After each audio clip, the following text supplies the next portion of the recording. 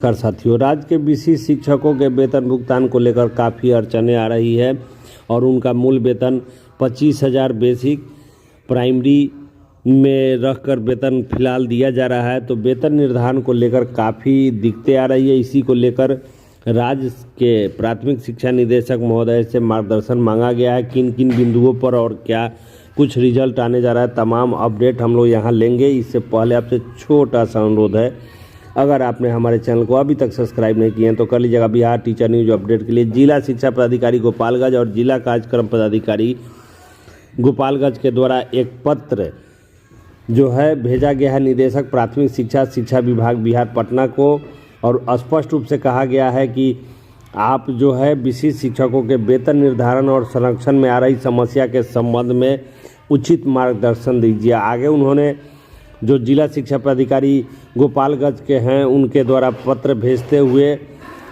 जो जोगेंद्र कुमार जिला शिक्षा पदाधिकारी गोपालगंज हैं उनके द्वारा पत्र भेजा गया है और कहा गया है स्पष्ट रूप से, आपके स्क्रीन पर भी दिख रहा होगा कि विशिष्ट शिक्षकों के वेतन निर्धारण में आ रही समस्या के संबंध में या वेतन संरक्षण के संबंध में। आगे उनका कहना है कि उपयुक्त विषय अंकित करना है कि सक्षमता उत्तीर्ण विशिष्ट शिक्षकों के वेतन निर्धारण के क्रम में निम्नलिखित समस्या उत्पन्न हो रही है, जिसमें शिक्षकों द्वारा निराकरण हेतु अनुरोध किया गया है और इसी आधार पर पूरे बिहार के शिक्षकों का भी वेतन भुगतान का निर्धारण विशिष्ट शिक्षकों का होगा। जो मार्गदर्शन मांगा गया है, एक में देखिए क्या मांगा गया है। समस्या है कि सक्षमता एक में उत्तीर्ण शिक्षकों का विशिष्ट शिक्षक के रूप में विद्यालय योगदान की तिथि 1/1/2025 से 7/1/2025 के बीच में निर्धारित किया गया था।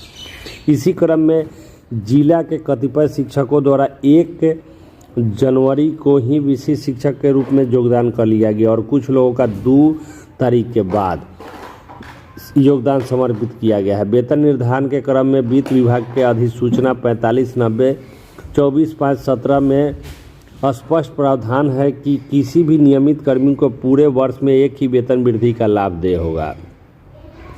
2 जनवरी से लेकर 2/1/2025 जो 1/7/2025 के बीच योगदान करने वाले नियमित शिक्षकों का वेतन निर्धारण 1 जनवरी होता है, जबकि 2 जुलाई से 1 जनवरी के बीच योगदान करने वाले शिक्षकों का वेतन वृद्धि 1 जुलाई होता है। इस आलोक में 1/1/2025 को योगदान करने वाले शिक्षकों के वेतन वृद्धि 1/7/2025 निर्धारित है, जबकि 1 जनवरी के बाद 2/1 जनवरी या अन्य तिथि में योगदान करेंगे उनका वेतन निर्धारण 1 जनवरी जो निर्धारित की गई है वेतन वृद्धि।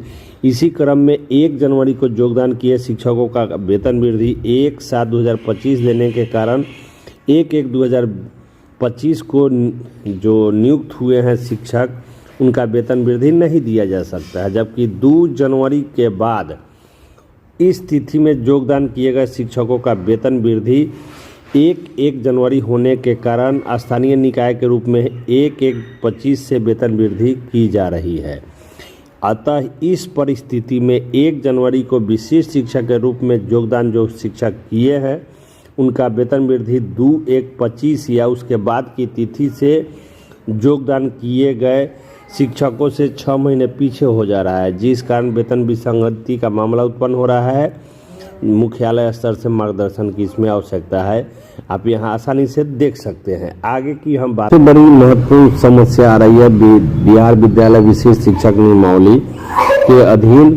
तो उसमें आप देखिए कि बिहार विद्यालय विशिष्ट शिक्षक नियमावली 2023 के अनुलग्न 1 क में 1 से 5, 6 से 8, 9 से 10 और 11 से 12 के लिए लेवल 2, 3, 5, 6 निर्धारित किया गया है, जिसमें इंडेक्स 1 से 20 तक वेतन निर्धारण की गई है। 1 से 5 के लिए 25,000 से 43,830, वर्ग 6 से 8 के लिए 28,000 से लेकर 49,000 तक, वर्ग 9-10 के लिए 31,000 से 54,360 और 11 से 12 के लिए 32,000 निर्धारित किया गया है। आप देख सकते हैं।